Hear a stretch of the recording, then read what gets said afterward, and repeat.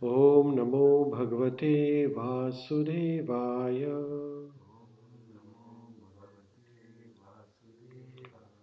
Narayanam Namaskrutyam Naram Chaiva Narottamam Devi Saraswati Vyasam Tato Jayamudirayet Nashtaprayeshu Bhadreshu Nityam Bhagavata Sevaya Bhagavatim Uttama Shloke Bhaktir Bhavati Naishtaki.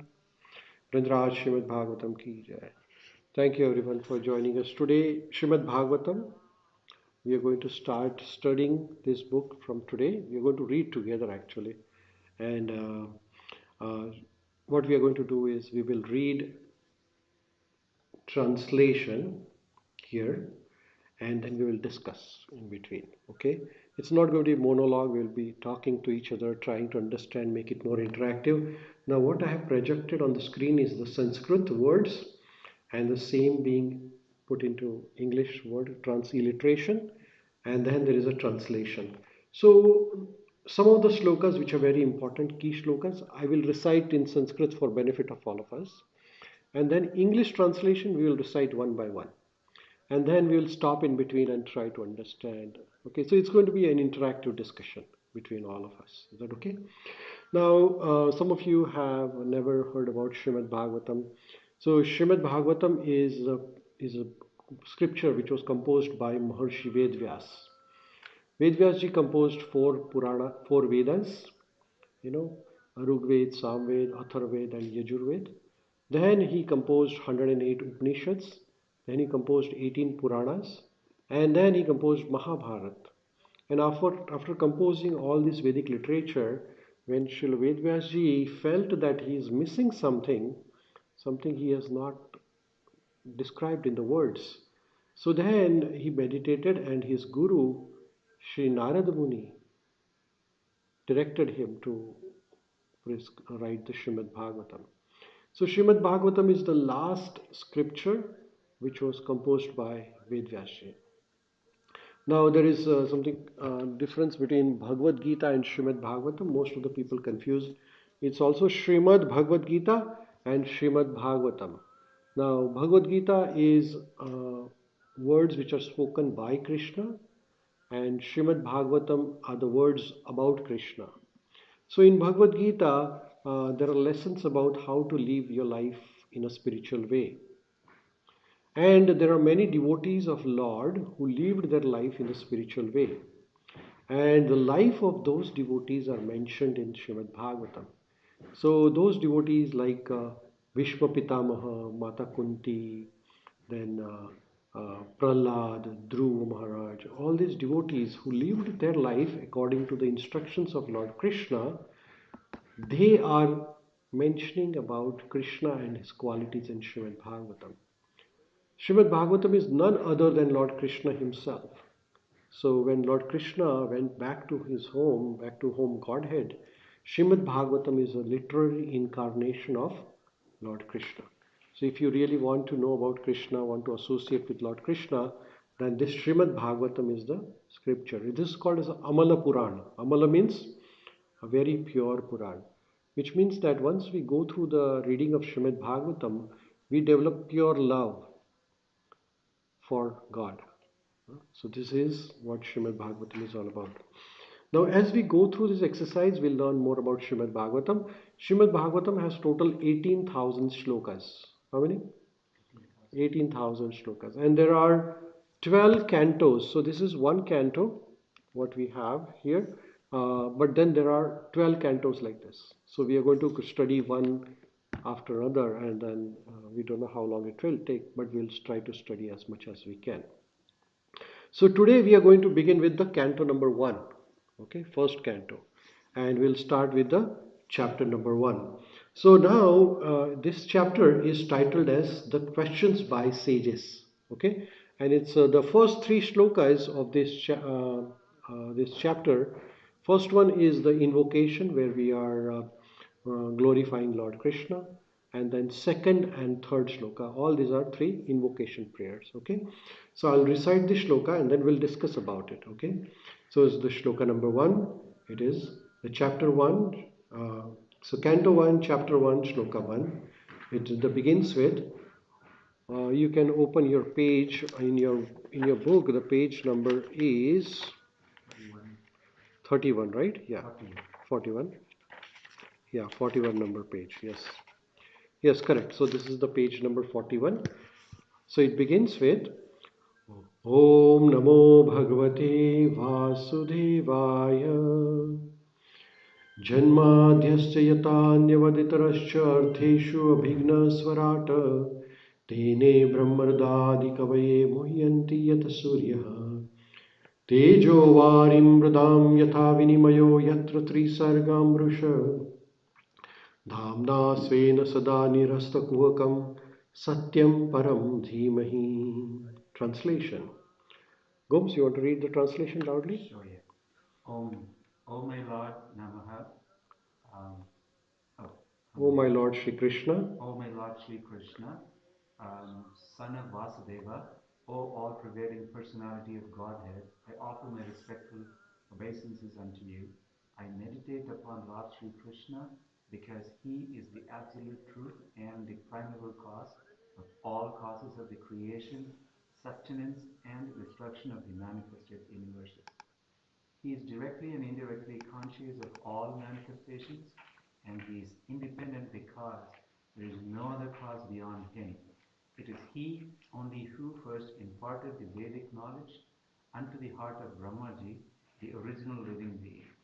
By him, even the great sages and demigods are placed into illusion, as one is bewildered by the illusory representations of water seen in fire or land seen on water. Only because of him do the material universes, temporarily manifested by the reactions of three modes of nature, appear factual, although they are unreal. I therefore meditate up to him, Lord Sri Krishna, who is eternally existent in the transcendental abode, which is forever free from the illusory representations of the material world. I meditate upon him, for he is the absolute truth. Thank you so much. So we will try to understand this shloka now. So here Vedvyasji, he is writing this shloka, first shloka, and it says Om Namo Bhagavate Vasudevaya. So he is paying respects to Lord Krishna, and he is saying that I offer my obeisances to the Supreme Personality of Godhead. I offer my respectful obeisances unto him. I meditate upon Lord Krishna, and I offer my respectful obeisances to him because he is the absolute truth and cause of all causes of creation, sustenance, and destruction of the manifested universe. So, Lord Krishna, he is the original personality of Godhead. Everything comes from Krishna. Everything is maintained by Krishna. And the cause of destruction is also Krishna. So, everything is because of Lord Krishna. So, he is saying that you are the primeval cause of all the causes. Everything, creation, maintenance, destruction, everything is coming from Krishna. Then he's saying he is directly or indirectly conscious of all manifestations, and he is independent because there is no other cause beyond him. So he is a Swarata. Swarata means he is independent. So there is we are dependent on everybody else, but Krishna is not dependent on anybody else. Right? So he is the only one who is Swarat. Swarat means independent. Krishna is independent. And Krishna is the one, Tene Brahmarada Adi Kavaye. So the Adi Kavaye is Brahmaji. So Lord Krishna imparted the Vedic knowledge to Brahma.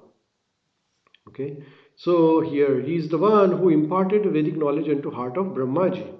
So when Brahma was formed from the navel of Lord Vishnu, the lotus comes out and then Brahmaji is on the top of the lotus. Now, when Brahmaji took birth at that particular time, it was nobody was there, only Brahma himself. So, when Brahma was himself, he did not know what to do.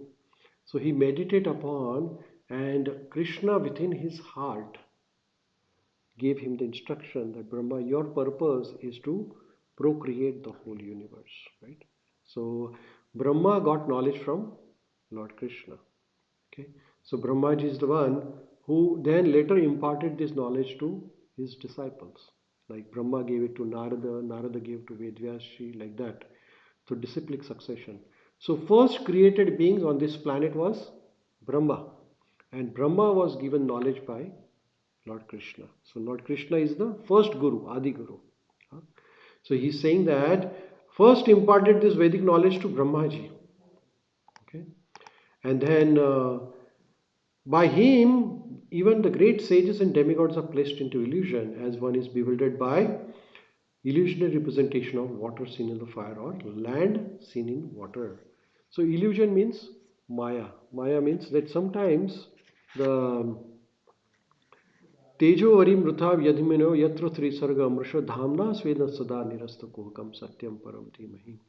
So Lord Krishna, uh, he creates, he is the cause of creation of everything, and everything is there. It is for a time being, it is there, and then it is finished. So how does that happen? So like say you are driving in a desert, and you see that there is a water there, but it's mirage.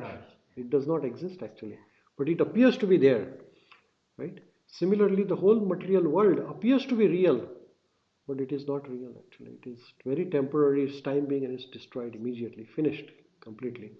So because of this illusion, everything appears to be really, like people cry, when you go to the movie theater, people cry in the movies, and then they get horrified, but then it's not real actually, right? It's just an artifact which is created. Similarly, the whole material world, sometimes you think that somebody is loving you, somebody is but it's all time being, it's not real actually. Because as soon as this body is finished, all the relationships are over, right? And then you start with the new illusion, right? Now, currently, we are in this illusion that I am this body, I am this Sharira, and I call myself with particular name and title and degree. But as soon as this body is finished, my all title and degrees are finished, right? So whatever the ego we have is because of this illusion that I am this body. But actually we are not the body, because body is a temporary covering given to us for time being. And as soon as the body is finished, the whole world is different then. Then you are taking birth as, like say, in this birth I am this body, and next birth I have that body, or that body, or that body. Then my relations are different, my perceptions are different. Is that right? So this whole world appears to be real, but it's actually a big illusion. It's like a bewilderment. So even the great sages and demigods are placed into illusion. So when Lord Krishna was very young, at that time, uh, Indra, Indra is the demigod of rain. So one time they all used to worship Indra at that time. Then Krishna said to his father that we should worship the Govardhan hill, which is giving the food to our cows. So they said, we will not worship Indra this year. So when Indra was not worshipped, Indra became very angry, and he started showering the thunderstorm in Vrindavan. And then Krishna lifted the entire Govardhan hill for 7 days. So the Indra was thinking that he is God, but he's not really God. He is a demigod or semi-god, which means that he's tiny God, but not the big God who can control everything. So we all think that we are God, we are controllers, but we are not actually. We are very tiny. But we have this illusion. Sometimes we think that I can control everybody around me, but that is not real actually. We try to control others, but that is not real. So, as bewildered by illusionary representation of water seen in the fire or land seen in the water. Only because of him do the material universe, temporarily manifested by reactions of three modes of nature, appear factual. Actually, they are not real. So, as we said that everything appears to be factual. There are three modes of nature: sattva guna, rajoguna, and tamoguna. Goodness, passion, and ignorance. So sometimes in the goodness we are very kind and helping. Sometimes in the passion we are very greedy, and in the ignorance we are lazy and try to harm others probably sometimes. So we are controlled by these three modes of nature, and under three modes of nature we think that everything is real, but it is not actually. Uh, like as I said that when you go to a movie, it appears to be real and you get frightened actually, but it's not real. It is just for time being. Similarly, so-called relationships in this life, sometimes you think he's my friend and he's my well-wisher, he's my beloved. But as soon as the body is finished, all things are finished. Right? So it appears real, but it is not real actually. I therefore meditate upon him, Lord Shri Krishna, who is eternally existent in the transcendental abode. So the think about the difference between us and Krishna is that our existence is temporary, while Krishna is eternal. Krishna is always there in his eternal abode, which is Golok Vrindavan Dham. Krishna comes here for some times whenever there is a need. Yada yada hi dharmasya glanir bhavati bharata abhyuthanam dharmasya tadatmanam shrujamyaham. So Lord Krishna says in Bhagavad Gita that he comes sometimes for time being for a particular purpose. And what is the purpose? Paritranaya sadhuna vinashaya cha dushkritam dharma sansthapanarthaya sambhavami yuge yuge. So that is in Bhagavad Gita where Krishna says that he comes sometimes for protecting his devotees. So Krishna comes, he is in Golok Vrindavan Dham, always there, but sometimes he comes in the different planetary systems to protect his devotees. Or when he comes there, then he re-establishes the religious principles, and at the same time, he will destroy the miscreants who are against the Dharma. Like that. So Krishna is eternally existence in transcendental abode, which is forever free from illusionary representation of material world. I meditate upon him, for he is the absolute truth. Satyam param dhimahi. So he is the absolute truth. So there are two types of truth. One is relative and one is absolute. Relative is something which is true for you may not be true for me. Uh, like for example, Hare Krishna, Hare Krishna. Please come, please come. Please take darshan. You can join us also. We are reading Srimad Bhagavatam. So there are two types of truth. One is absolute and one is relative. Absolute is always true. Like sunrise is true for everybody. Sunset true for everybody. But then some of the truths are relative. Like for example, meat eating is not good for me, but some people might be liking it. So it is relative. So some of the things are relative, but some of the things are absolute, So birth and death, is it relative or absolute? Absolute. Nobody can escape that. Huh? Is that right? So Krishna is the absolute truth. Whether you believe him or not, he is always there. Whether you believe in sunrise or not, doesn't matter. Sunrise is going to happen and sunset is going to happen. Whether you believe in the death or not, it's going to happen. Similarly, Krishna is an absolute truth. Satyam param dhimahi. Param dhimahi means absolute truth. There's nothing beyond him. Huh? So that is the first shloka of Bhagavad Gita where Vedvyas ji is paying respects to Lord Krishna. So we'll go to the second shloka. In this shloka, the importance of Srimad Bhagavatam is mentioned, the glorification of Srimad Bhagavatam. So all this, that is page number 49. So in the page number 49, there is a second shloka. Here, the glorification of Srimad Bhagavatam. This, okay, it says, Dharma projita kaitavatro parmo nirma charanam satam Vedhyam vastavamatra svastu shivadam tapatrayo moolanam Srimad Bhagavate Mahamuni Krute Kim va Parerishvara Sadyardhi Avirudyate Atra Kirtibhi Shushu Abhikshana. Translation. You want to read translation, Kevin? Okay. Completely? Completely rejecting all religious activities which are materially motivated, the Bhagavata Purana propounds the highest truth, which is understandable by those devotees who are fully pure in heart. The highest truth is reality distinguished from illusion for the welfare of all. Such truth uproots the threefold miseries. This beautiful Bhagavatam, compiled by the great sage Vasudeva in his maturity, is sufficient in itself for God realization. What is the need of any other scripture? As soon as one attentively and submissively hears the message of the Bhagavatam, by this culture of knowledge, the Supreme Lord is established within his heart. Hare Krishna. Thank you, Kevin. You can join us. Come here. Come here, come here. Here is the book for you. You can grab this book. Please come, have a read. Sleep. Wait here. What is your name? Pooja and Ankit. Please have. Thank you so much. So we can sit together. That's fine. Okay. So thank you, Kevin, for the page number is 40, 50. Sorry, 50, 50.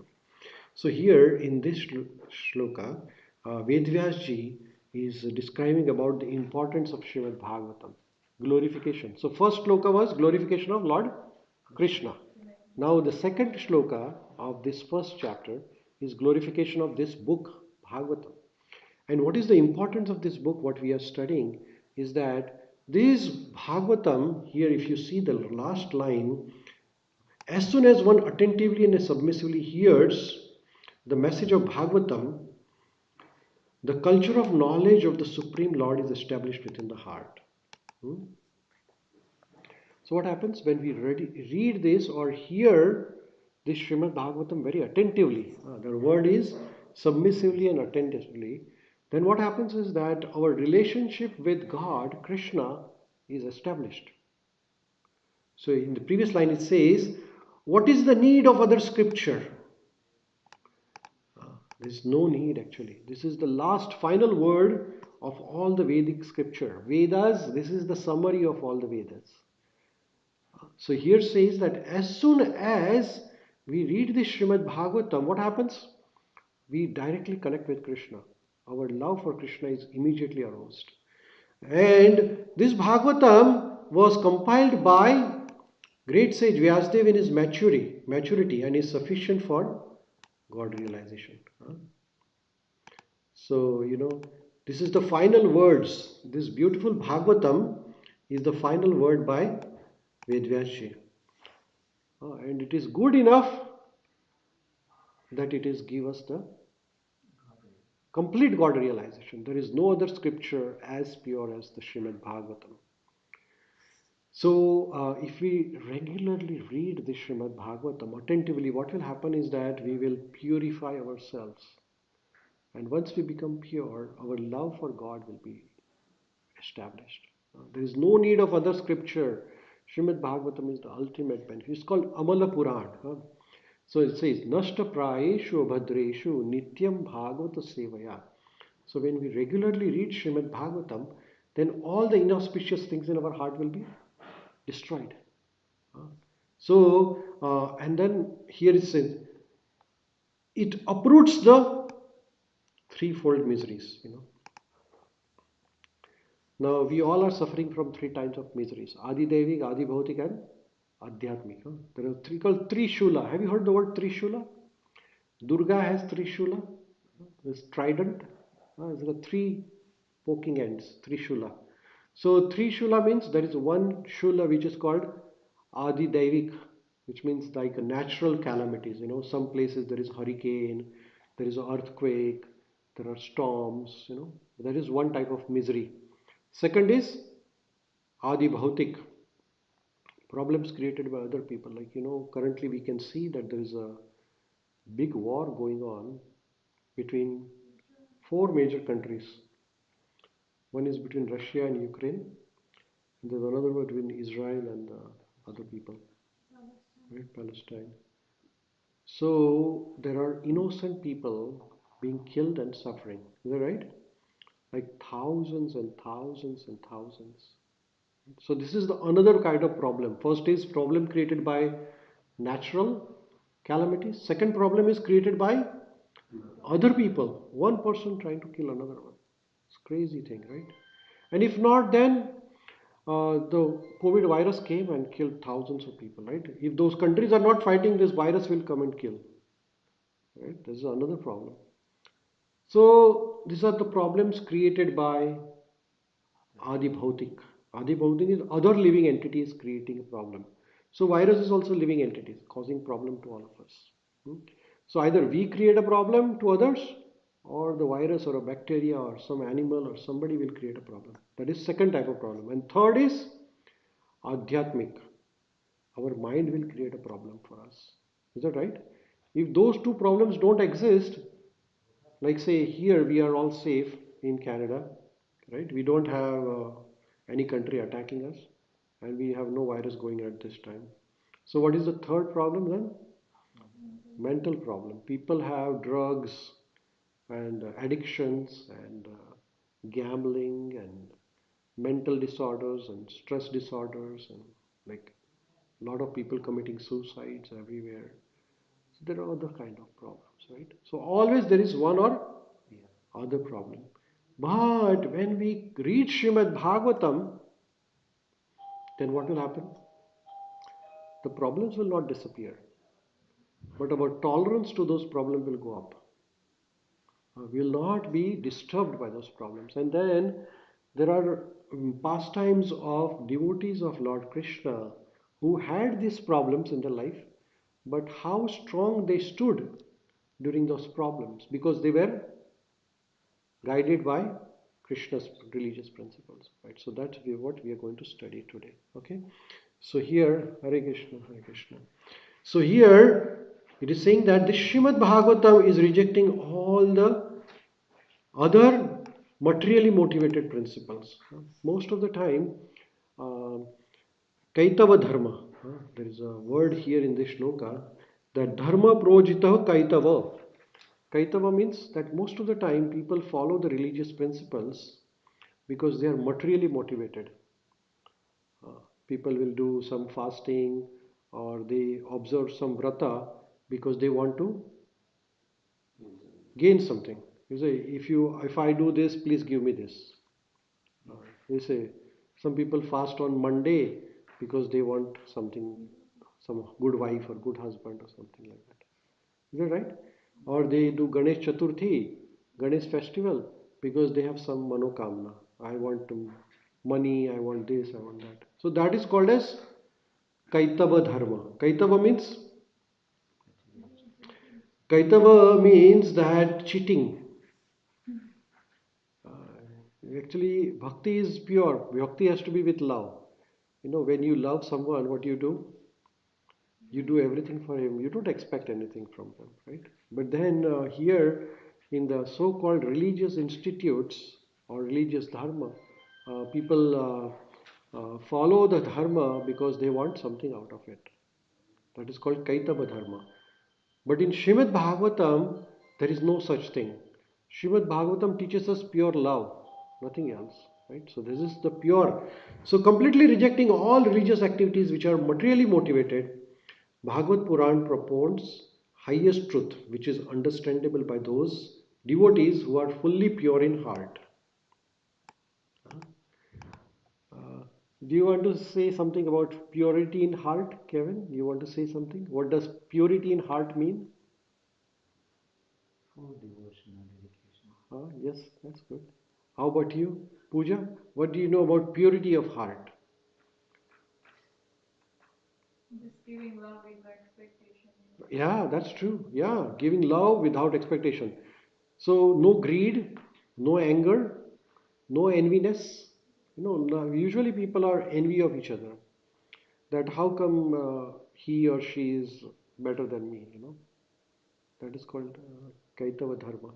So, but once we read Srimad Bhagavatam, then what happens is that purity is established in our heart. So that is the advantage of Srimad Bhagavatam, that our heart is cleaned of dirt. Now in our heart there are 6 different types of dirts. What is that? Kam, Krodh, Mad, Moha, Matsyaja and Ahankar. Lust, anger, greed, envy, madness and illusion and ego. Huh? So all these things are contamination. And as soon as we read Srimad Bhagavatam, our ego is destroyed, our lust is destroyed, our anger is destroyed, our madness, everything is destroyed. So the Srimad Bhagavatam is like a detergent. You know what detergent does? It cleanses all the things. So this is the Srimad Bhagavatam and is the highest devotional service. Okay. So this is the glorification of Srimad Bhagavatam in the second shloka. Okay. So we'll go to the third shloka. Third shloka is the glorification again of Srimad Bhagavatam, but then it is telling us how to read this Srimad Bhagavatam. So here it says, the text number 3. Nigama kalpataror galitam phalam Shukamukadamrutadhrabasam Pibata Bhagavatam Rasamalayam Muraho Rasika Bhuvi Bhavuka. Translation. You want to read the translation, Pooja? Yeah. O expert and thoughtful men, relish Srimad Bhagavatam, the mature fruit of the desired tree of Vedic literatures. It emanated from the lips of Sri Sukadeva Goswami. Therefore, this fruit has become even more tasteful, although its nectarine juice was already realizable for all, including liberated souls. Very good. So thank you so much. So Nigama Kalpataror Galitam Phalam Shukamukha Amruta Drava Samyutam. So here Vedvyas is saying that this Srimad Bhagavatam is the mature fruit of desired tree of Vedic literature. So uh, there are Vedic literature. Vedic literature has like Vedas, Upanishads, Puranas, and then Mahabharat, and then this Bhagavatam is the ultimate, is the mature fruit, is the final summary. Huh? It's the mature fruit of desire of Vedic literature, and this Srimad Bhagavatam has come from the lips of Shukdev Goswami. So this Srimad Bhagavatam, there is a brief history about Bhagavatam. So there was a king, his name is Parikshit, King Parikshit. Parikshit is a grandson of Pandavas, Arjuna's grandson. Arjuna's son is Abhimanyu, and Abhimanyu's son is Parikshit. Now, this king Parikshit one time went to the forest, and in the forest he went for hunting, and he lost his track. And it was late in the evening, he got tired, and he was very thirsty, hungry, and he didn't find anything to eat or drink. So he was looking for something. And then in the remote area, he saw a small hermitage, ashrama. So there was a sage who was living in the ashrama. His name was Shamik Rishi. So the Shamik Rishi ashram, Shamik Rishi was staying there and meditating upon Lord. So Maharaj Parikshit, being thirsty and hungry, went inside the ashram. And as soon as he went inside the ashram,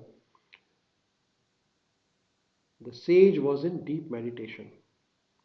And kings are usually honored or respected. When they come, people honor them and they give them a place and give them some kind words of appreciation. But then this sage Shamik, he was meditating and his eyes were closed, so he did not notice even that the king entered his ashram.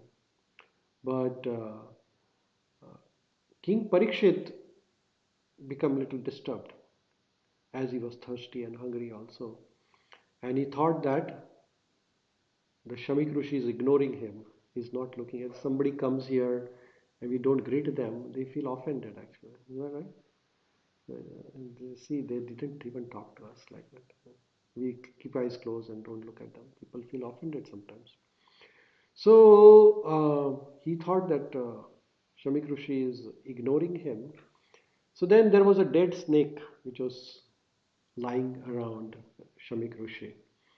So Maharaj Parikshit picked up the dead snake and put it around the neck of Shamik Rishi.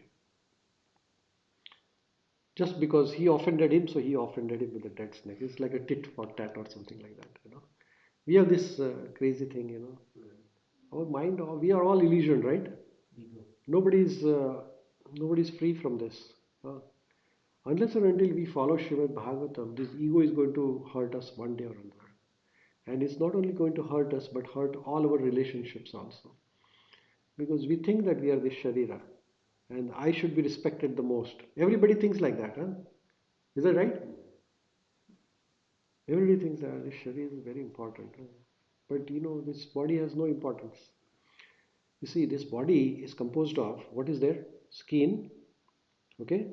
Underneath the skin is muscle, underneath the muscle is bone, and in between is lots of blood, and in the lungs, lots of air, intestine full of fecal material, right? and then his bladder is full of urine. So there is a blood, urine, stool, muscle, and bone. Nothing else inside. It's the bag of lump. Uh, So we think that this body is very important, and as soon as we die, what happens? The body starts Decay. decomposing, decaying, starts smelling actually. And the person whom you love, person who with you stayed all life, they do not want to touch you now anymore. And they do not want to keep your body in the house for even 24 hours. They want the body out of the house as soon as possible. Really? Right? Why? Because the body has no importance actually. Body is disposable. Body has no importance. But we give importance to the body so much, so much, so much that we think everything is this sharira. Huh? Right? Like the so-called love is nothing. It's all bodily attraction. I love your body, you love my body. And that's it. So this body, illusion of this body leads us to the lust. Illusion of this body, that I am this body, leads us to anger. I am this body, leads us to enviness. I am this body, leads us to madness. Everything is this body. And then with this body, my country, my family, my house, my family, my money. But then you say I am born as a, for example, in a country, India. So I call myself Indian, right? But as soon as this body is finished, what happens? Indian citizenship is gone, right? I'm a doctor, I work at the hospital, and I worked very hard to get that degree, four-letter word, FRCPC or FRCS or MBBS or whatever it is, But as soon as I'm dead, my degree, you can turn it and throw it in the garbage. No value to that degree. So whatever is associated with this body, we think that I should be honored. And the same illusion Parikshit Maharaj had for time being. He was a great devotee, but sometimes even you might be greatest of the great, the illusion takes over you. So Parikshit Maharaj, for time being, he offended Shonak Rishi, Samik Rishi, with a dead snake around his neck. And Samik Rishi's son, his name was Shringi. Shringi came to know that my father is offended by someone. He did not know that the great Parikshit did it. But Parikshit was not a bad king actually. He was the greatest of the great king actually. Very pious, very generous, very humble, very kind. He was a great devotee actually. But fraction of a second the mistake did happen. But Shringi, without knowing that who did this or why did that happen, he cursed that whosoever put the snake around my father's neck will die within next 7 days by a flying snake called Takshaka, and Takshak will come and he will burn to ashes whosoever the person put the snake around my father's neck. Right? So the curse was that in 7 days Parikshit Maharaj will die and the Takshak Nag will come and burn him to ashes. So now the Parikshit had a choice. One choice was that he nullify this curse by doing some austerity, by yagna, by tapasya. Or second choice was that he suffer the curse. And he went to the second way. He said, I made a mistake, I have to suffer. That was the generosity of Parikshit. Otherwise, he could have done some counter thing and nullified the curse. And then he approached Shukadev Goswami. So here is the name. Why did I tell you all this story? Because to come to this point, that it came from the lips of Sri Shukadev Goswami. So he approached Shukadev Goswami. So who is Shukadev Goswami? Shukadev Goswami is son of Vedvyasji. So Vedvyasji, who composed Srimad Bhagavatam, he told this Srimad Bhagavatam to Shukadev Goswami. And Shukadev Goswami told this Srimad Bhagavatam to Parikshit Maharaj. You get the point?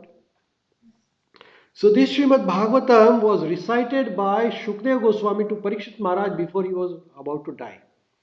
So 7 days and 7 nights Shukadev Goswami and Parikshit Maharaj sat together and they recited the Srimad Bhagavatam entirely.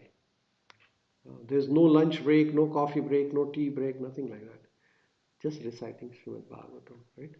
So, the Srimad Bhagavatam is Amala Puran, and it is coming from the mouth of Shukadeva Goswami. Therefore, this fruit has become even more tasteful. You know, so they say that the among all the fruits, which is the best fruit? The king of all the fruits is mango. Yes, absolutely. And especially that mango which is eaten by a parrot. In India, it is said that the mango which is eaten by a parrot is always the most tasty fruit. Yeah, yeah.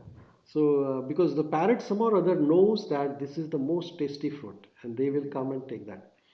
So this one is therefore the fruit has become more tasteful, although nectarine juice was already relishable for all, including the brevities one. So this Bhagavatam is coming from the mouth of Shuka.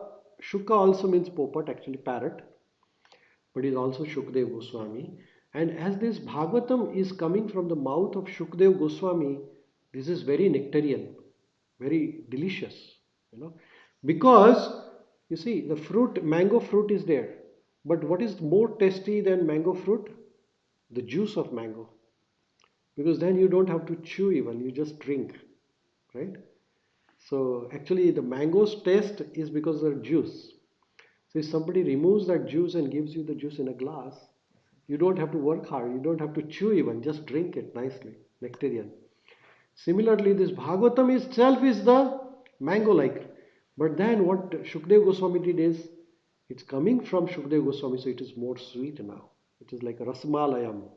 Rasmalayam is like a nectar, which is coming from the mouth of Shukdev Goswami, right? So these are the three invocation shlokas. Now is the chapter starting, the story starts here. And the story starts with the assembly of great sages. So what we'll do is, we'll read the story now in the translation, okay? So this is on the page number 58, okay?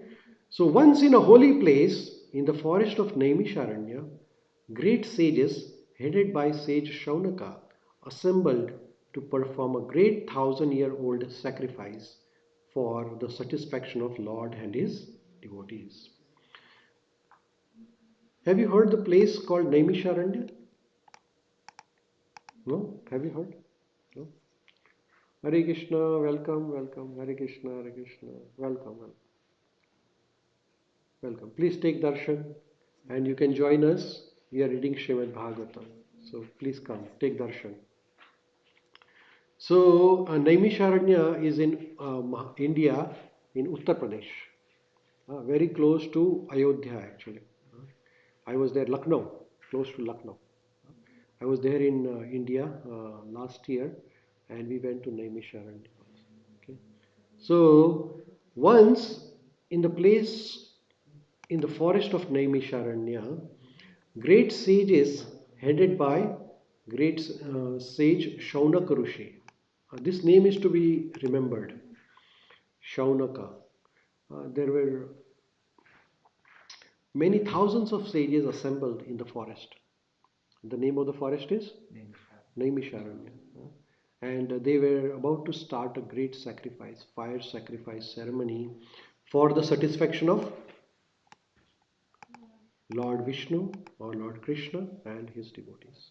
Okay, so they were about to start this sacrifice. At that time, the next is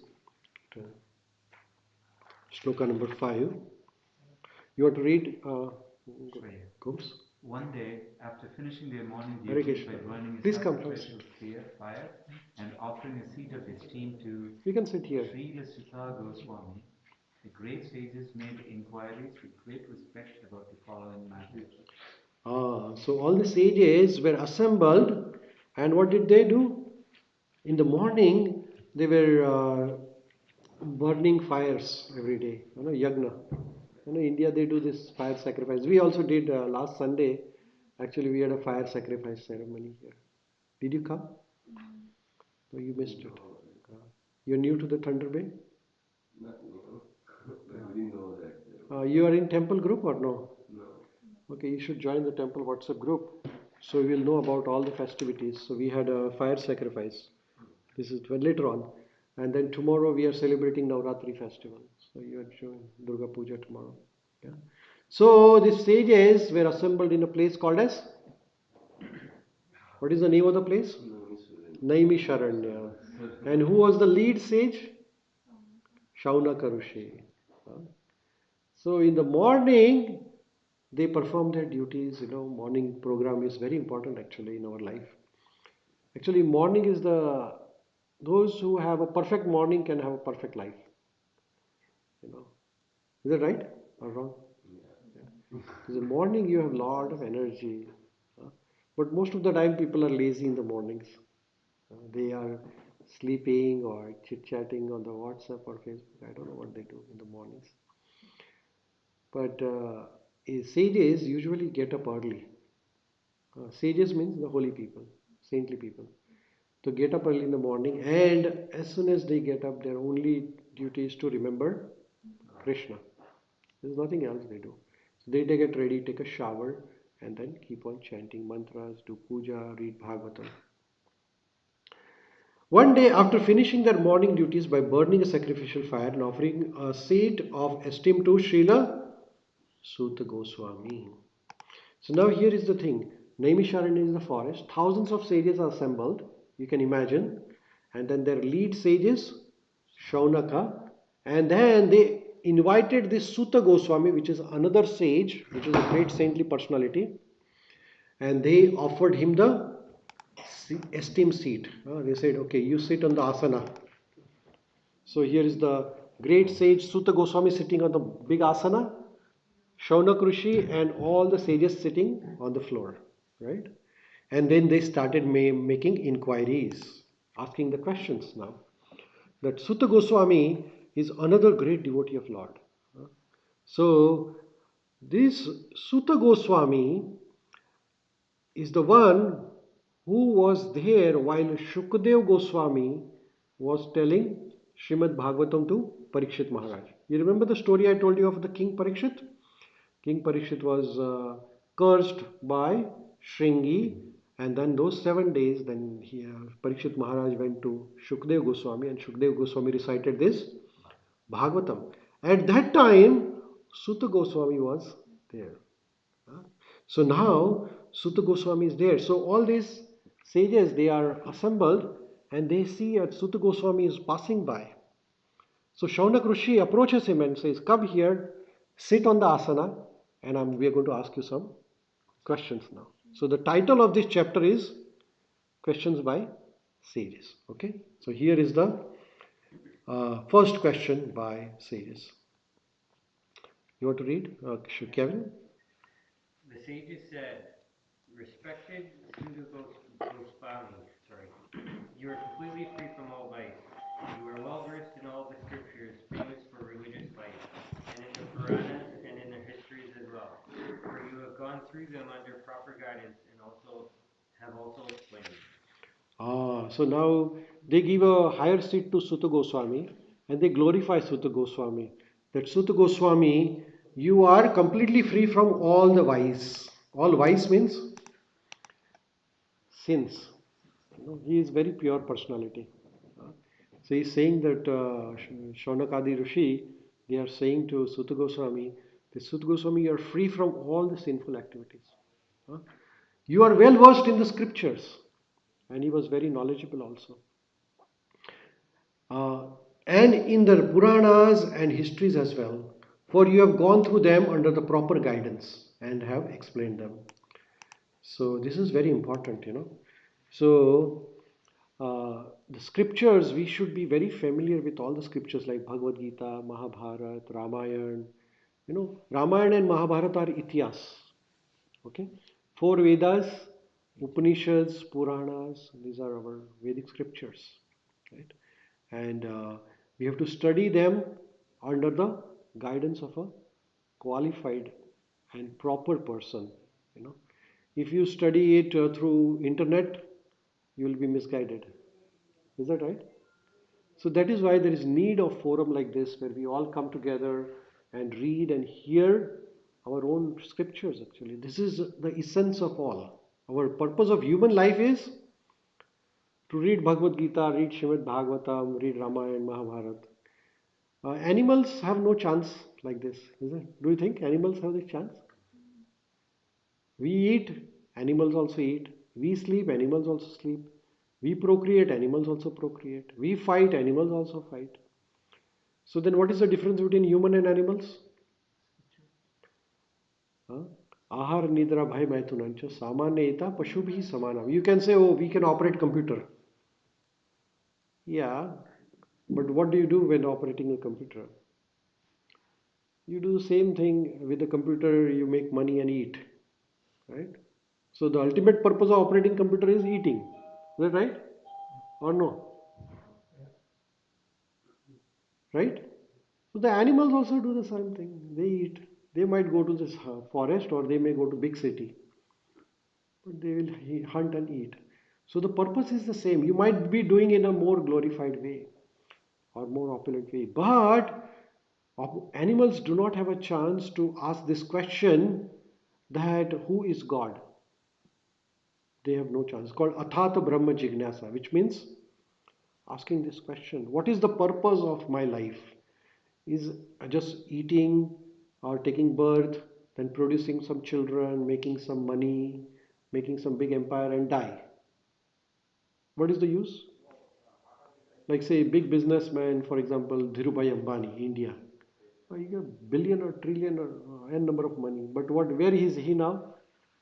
He did not take a penny with him. He built so much money, but did he take any money with him?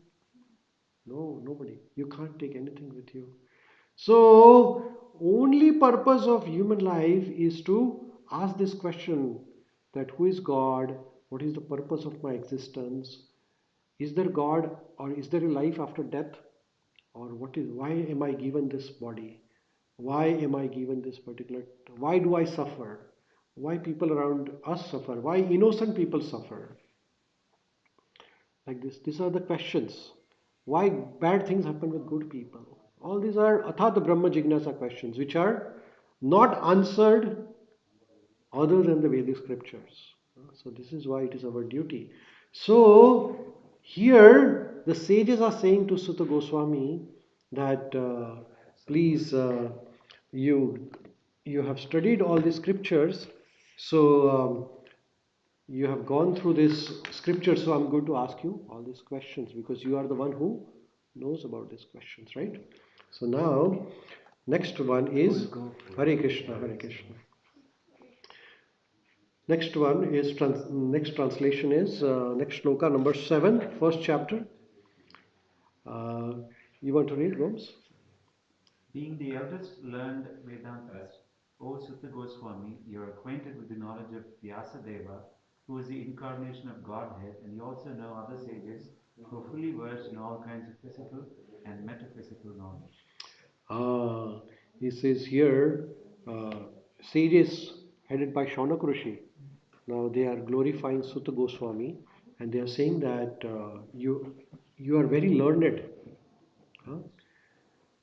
And you are acquainted with the knowledge of Vedvyasji. Hmm? So Sutta Goswami has learned this knowledge from Shukadev Goswami and all the knowledge of Vedvyasji. So, and Vedvyasji, who is Vedvyasji? Sutta Goswami's Father, and he is also incarnation of Godhead. So Lord Krishna's empowered incarnation is called Shakti Avesh Avatar. Like say, for example, Muhammad Paigambar or Jesus Christ. Okay, Jesus Christ uh, appeared at the time when there were no internet, no Facebook, no messenger, like that, no computers. But the glorification of Jesus Christ is that he was empowered by God to spread this message of Godhead, through the. It's a. He always said that I'm son of God. He always said that I'm the son of God. I'm here to tell you about God. And if you read Bible, Bible has many things which are very close to Vedas actually. All the things are from. Jesus Christ even said that my father's house has many rooms, but I am not going to tell you about each room because you are not ready for it yet. So he was empowered actually because Krishna Shakti Vina Nahi Tad Pravartan. Without the blessing of God, you cannot spread the message of God. You need to have blessing. Like Srila Prabhupada, our Guru, Srila Prabhupada ji was empowered by God. Krishna Prasthaya Bhutale. So Srila Prabhupada ji came to America uh, in 1960s with just 40 rupees, which is $7, and a Srimad Bhagavatam book with him. And he had a chanting bead bag. That's it, nothing else. So $7, chanting bead bag, and Srimad Bhagavatam, three things. Nothing else he had.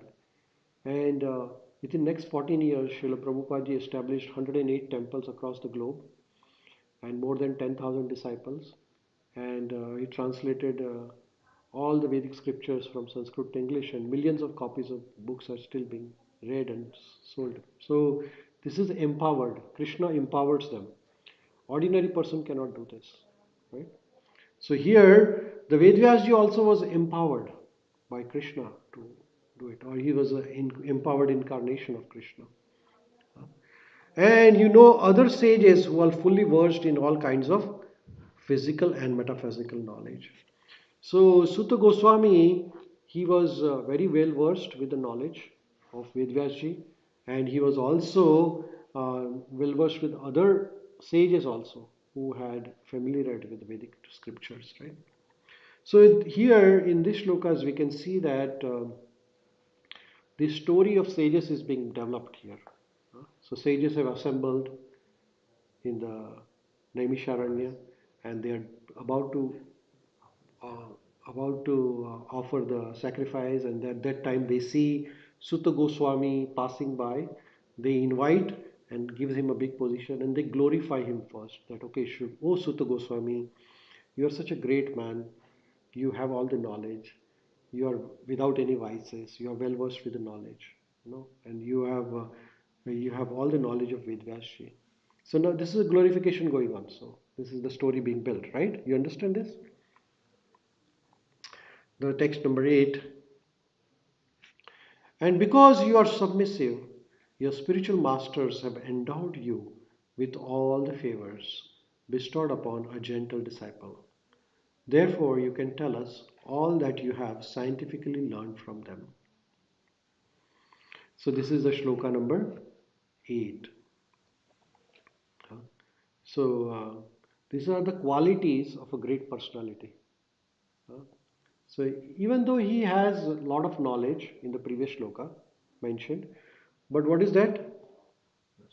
Submissive. What is submissive means? Very, very humble actually. Very, like, people have a great knowledge, but then they're very egoistic also. They don't want to listen to anybody.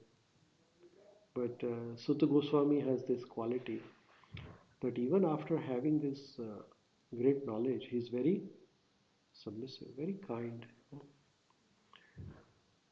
And because he was submissive, your spiritual master were endowed with all the favors.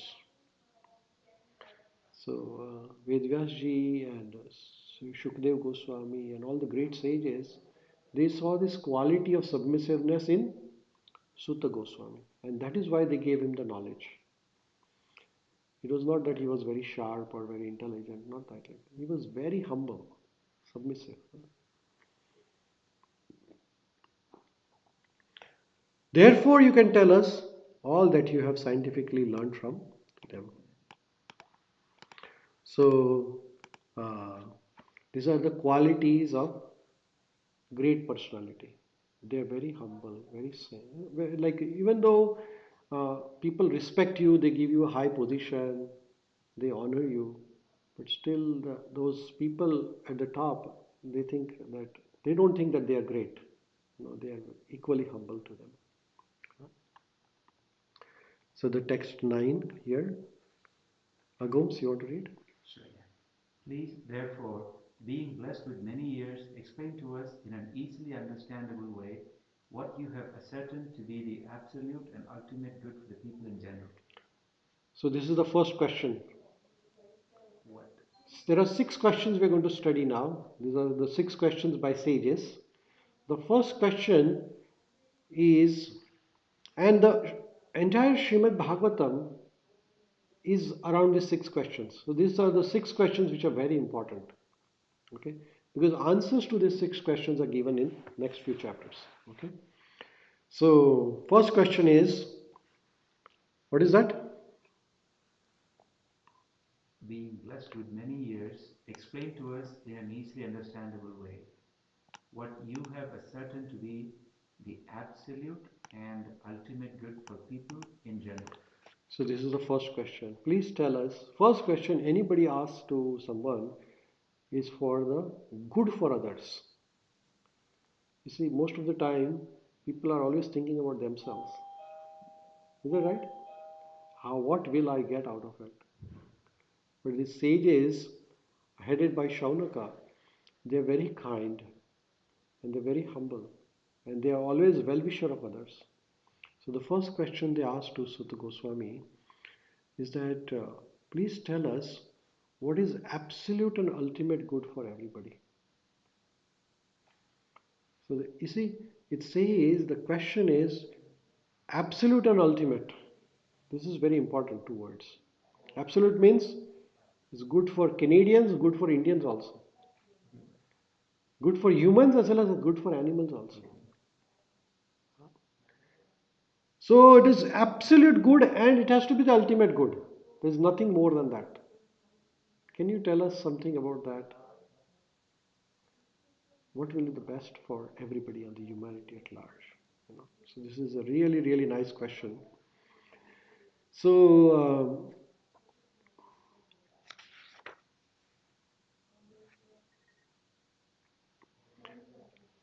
our life should be rotating around the thinking welfare of others actually. Now, this is the first question. We learn from this. This is a practical application of by learning this shloka that instead of thinking about ourselves, we'll think about how can I give something to others. We always think about how can I gain something out of it. But the sages who are, and that is the quality of a sage. They always want to give to others. They don't want to take from others. Right? So they are thinking that please guide us that easy and understandable way. Do not complicate the matter too much. Can you please tell us very easy way and most understandable way so that people can follow it also? So the Srimad Bhagavatam is very easy and most practical scripture. It's very easy because there are pastimes of Lord are mentioned in this scripture. So it is absolute and ultimate. Srimad Bhagavatam is absolute and ultimate. There is nothing higher than Srimad Bhagavatam actually. And that is what we are coming to the point. Is that these stories of pastimes of Krishna are very easy to understand. And they are the one which can give you the ultimate good. This is ultimate good. Parikshit Maharaj, when he was about to die, at that time Parikshit Maharaj asked this question to Shukdev Goswami. He said that, please tell me what is the ultimate good for a person who is about to die.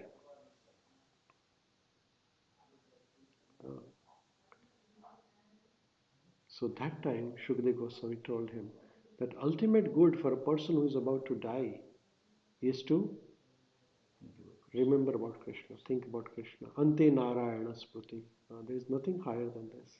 So that is the ultimate good for people in general. The next shloka is very important shloka. So I'm going to read this Sanskrit for all of us. Shloka number 10, first chapter. He says, Prayena alpayushya sabhya कलो अस्मिन् युगे जना मन्दसुमन्दमतयोः मन्दभाग्य हि उपधृता. Translation. You want to read, Kevin? O learned one, in this iron age of Kali men almost always have but short lives. They are quarrelsome, lazy, misguided, unlucky, and above all, always disturbed. Yes, so these are the qualities of the people in general in Kali Yuga. Huh? So here says, Prayena alpa ayusha sabhya kalau asmin yuge jana. Kala means this Kali Yuga. Current age is Kali Yuga. Huh? So first quality of this is that alpa ayusha. Alpa means small, ayusha means life. So the unfortunate part of this Kali Yuga is that our life is very short and also uncertain actually. The people think that they will live for 70, 80 years, but it's not guaranteed. We can die today also, like at this moment. So it says, Prayena alpa ayusha sabhya kalau asmin yuge jana. The next one is Manda sumanda matayo. Manda means they are Manda means lazy and Sumanda means misguided. So they are saying that the people in this age are very lazy. You tell them that can you please come for reading Srimad Bhagavatam? Nobody wants to come. Really? That is why people are misguided, lazy, and Sumanda Matayo, unlucky. Mandabhagya. Mandabhagya means very unlucky. They have all the opportunities. You see, like we have in this at this time, I think we are very lucky in the sense that we have all these body senses intact. Right? We don't have any physical problems. Do we have any? No. We have no financial problems. We have a clean air. We have clean food. We have a safe environment. We don't have any problems. Our family is good. Our we, everything is good. There is nothing which is disturbing us at this time. We ideally saying, like if you think how lucky we are, like seeing the chaos going around the world, like we are the most lucky we can say. Is that right? Imagine the bombs are shelling and this is happening and that is happening and people are dying and there's no jobs and no money or no food. Some places they don't have water. Forget about anything else. We just open the tap and we have clean water. Left hot water, right cold water. There's like a magic happening here. We don't have to worry about clean air. This is abundant clean air. No worry about nature. Go to the Lake Superior and stroll around. We have a beautiful mountain. We have everything what you can imagine. But still people are not interested in God realization. You understand this? Such a bad luck. This is like an ultimate pinnacle of human life. Having all the basic material necessities complete. So you see there's a pyramidal thing, pyramidal effect. First is the basic necessities, then physical, then mental, and then comes the social, and then you comes the spiritual platform. Fourth one, dharma, artha, kama, and moksha. We have everything. What else you need, right? But then this is called as mandabhagya, unlucky. There's a analogy in the medicine that a patient who has a diabetes, diabetes. This patient has the diabetes, so he has lots of sugar in his blood. His blood sugar is like 300, 400, something like that. Very high sugar. But the problem is that he cannot utilize all the sugars because he doesn't have insulin. Or if he has insulin, the body doesn't respond to the insulin. And so what happens to that? All is excreted in his urine. Right? All the sugar. So he has a sugar, but he has hypoglycemia also. His sugar is very high, but he is hypoglycemic because his body is not able to utilize the sugar. Similarly, we have everything, but we are not able to utilize it. We are like a diabetic patient. So he says Manda Bhagya. And above that, we are Upadrata. Upadrata means disturb or fighting. We always want to fight. We can see the fight going around the world, right? So everybody, so this is the nature of the Kali Yuga, and that is why the sages, this is the story of Dwapar Yuga actually. After Lord Krishna disappeared, at that time the Kali Yuga had not even came at that time. What we are talking about is the incident which happened 5000 years ago. Okay, after the Lord Krishna disappeared, at that time Parikshit Maharaj was also there. The Kali had not yet entered. Kali was about to come. So Kali Yuga is not yet to start it. But then here the sages are predicting 5000 years ago that this will be the condition in Kali Yuga. What is the condition of people in Kali Yuga? This is written 5000 years ago. This Srimad Bhagavatam was composed by Vedvyasji more than 5000 years ago. And this is the prediction that this is what is going to happen. So life will be short. The people in the Kali Yuga will be very lazy. They have little memory. Our Manda also means that their Sumanda. Sometimes when you have low intelligence, it's called Manda also. Manda Buddhi, yeah. Which means they forget everything. Is that right? What did you eat last week? Nobody remembers. What did you eat yesterday? Nobody knows.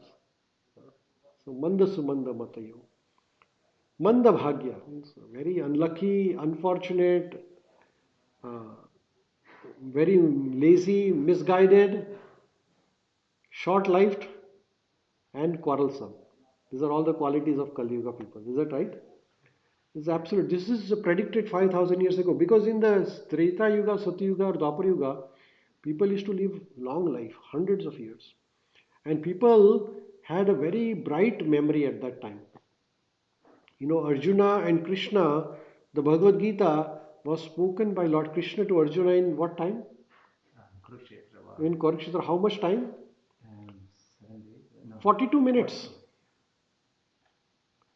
Well, for us to 42 days are also not enough. 42 months are not enough to remember Bhagavad Gita. We forget everything, right?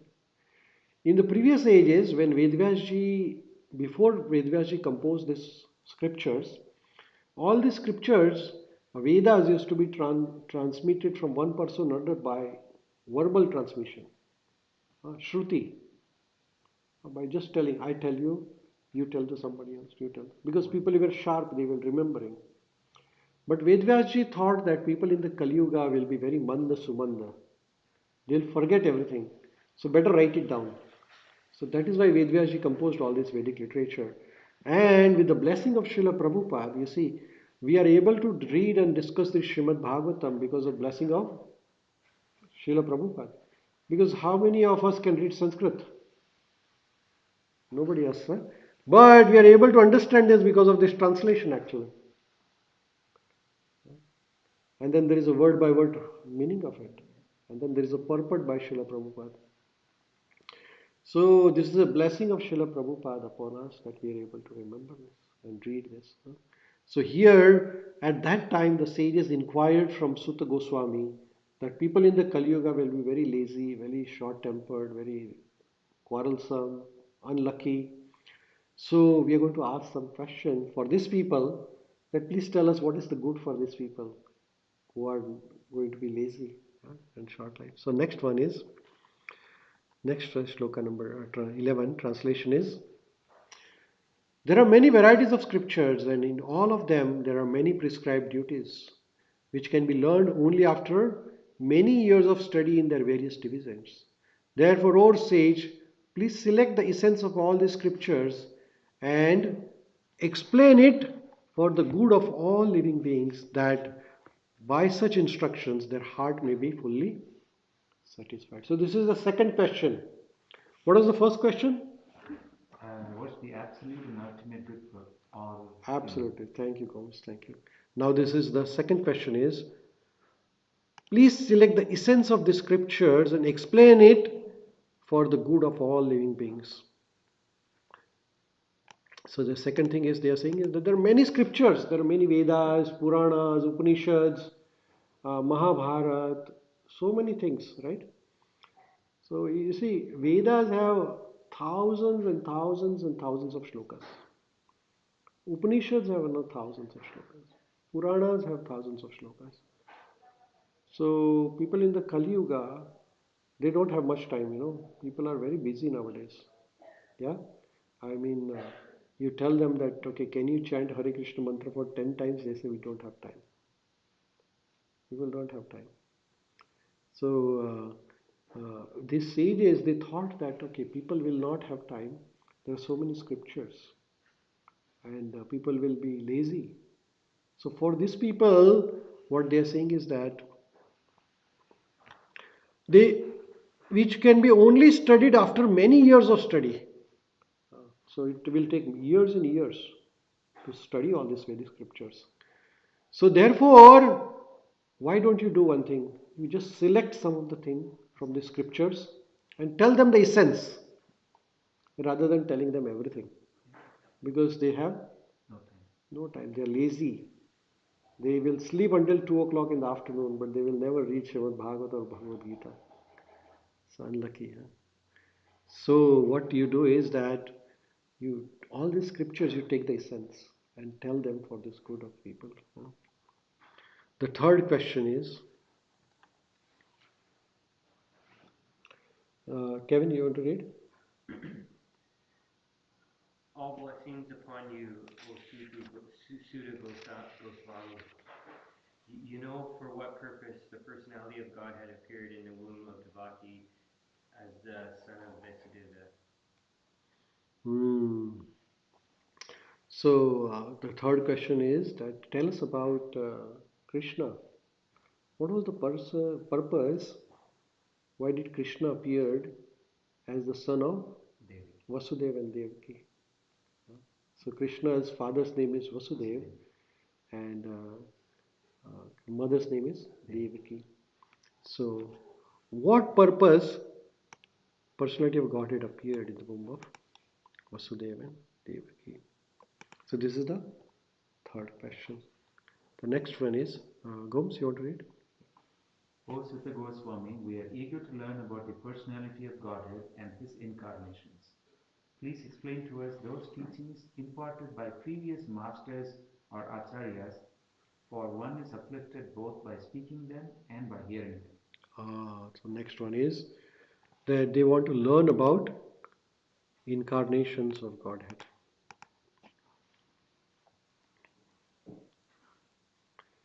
The various incarnations. Krishna has various incarnations, thousands of incarnations.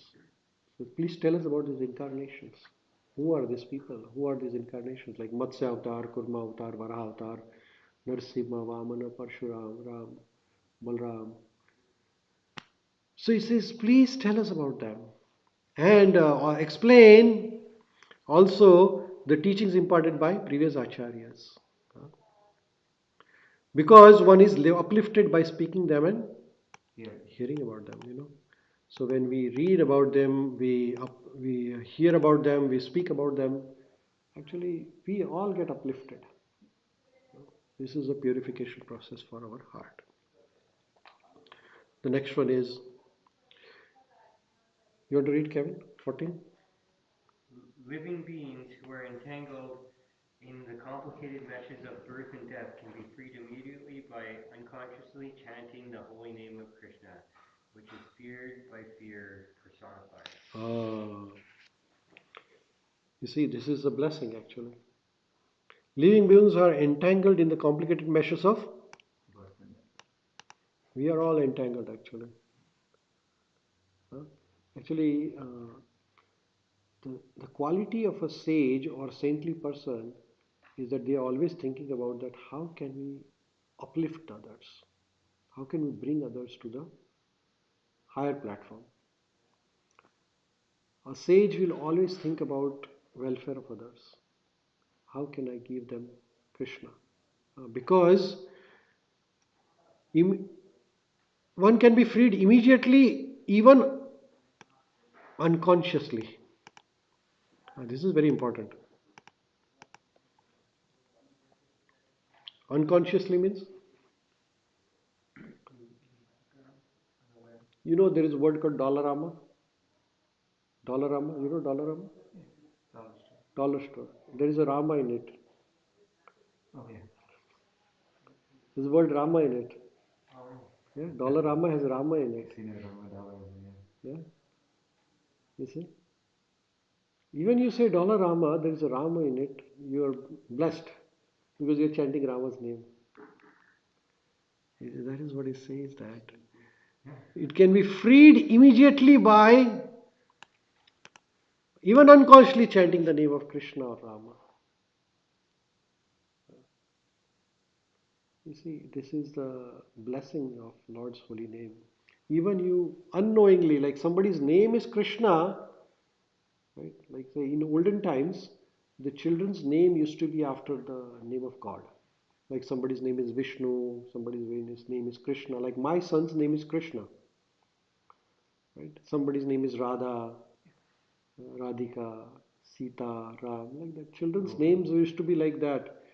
There is a very nice story of a person. His name was Ajamil.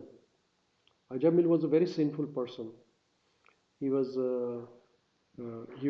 decoy. He did all the cheating, gambling, everything he did, prostitution, everything he did. And one time he had a child with a prostitute, and the child's name was Narayana. And he loved his child so much. That was the youngest child. His name was Narayana. And one day he was about to die. And at the time when one is about to die, one remembers the thing which is very close to their heart. So he remembered his son Narayana. So he was saying Narayana, Narayana. Actually, he's chanting God's name in there. So then when one dies, then he was so sinful, so he had to be delivered by Yamadutas. He has to be punished for his sinful activities. But then at that time he chanted the Vishnu Narayana's name, so Vishnuduta also came. And Vishnuduta convinced Yamaduta that this guy has chanted Krishna's name at the time of death, so he should be given one more chance. So he's given another birth. And then he remembers, oh my God, I should not have done all the wrong things. He stopped all the wrong things and he spends his life in a positive way.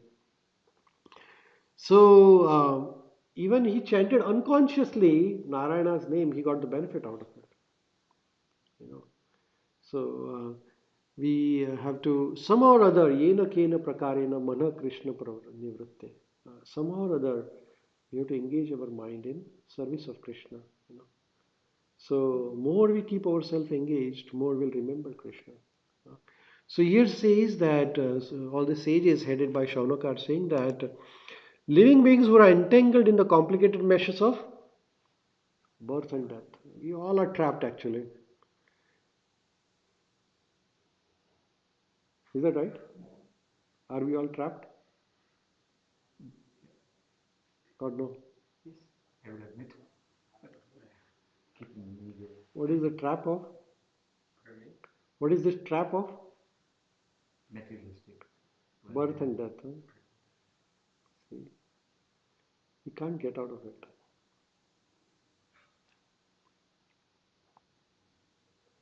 It's very complicated actually. It's pretty complicated network of repeated birth and death.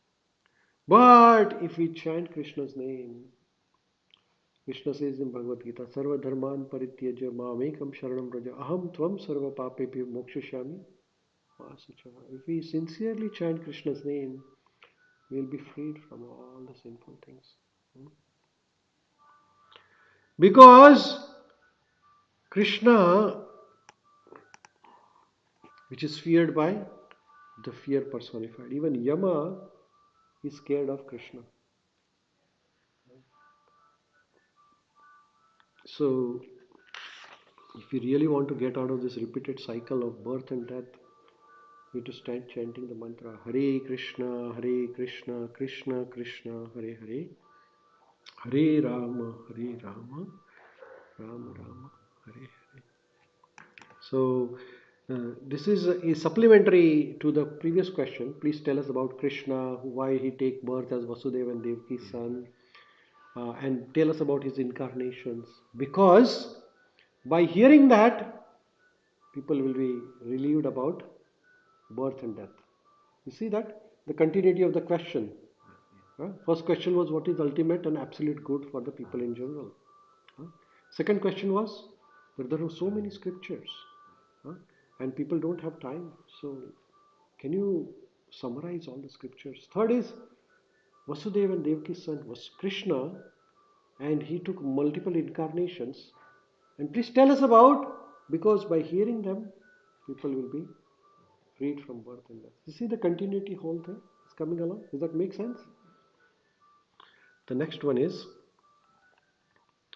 O Sutta, the great sages have completely taken the shelter of lotus feet of Lord, can at once sanctify those who come in touch with them, whereas the waters of Ganges can sanctify only after prolonged use. This is a very nice shloka actually. O Sutta Goswami, those great sages who have completely taken the shelter of the lotus feet of the Lord can at once sanctify those who come in touch with them. There is Ganga water, Ganges, you know Ganges, right? In English they call Ganges. In India we call Ganga. Mother Ganga is the holiest of all the rivers. And it purifies you. But here it says that waters of Ganges can sanctify only after prolonged use. While when you take the shelter of lotus feet of Lord, it can sanctify them immediately. So when we take the shelter of lotus feet of shelter of great sages, then they can purify, right? So here they are asking that Sutta Goswami is a great sage. He's saying that you are the great sage and you are the one who can purify us. Right? So like that. So we'll pause here and then we'll continue 6:30 now. So this is what we decided. We'll go from 5 to 6:30. So we'll pause here and we'll continue. You have any questions, Gomes? No. Yeah, all good. How about you, Prabhu? No, very good, thank you. Yeah, you About this, I'm keeping up. I yeah. believe. So you have a Myself- Bhagavatam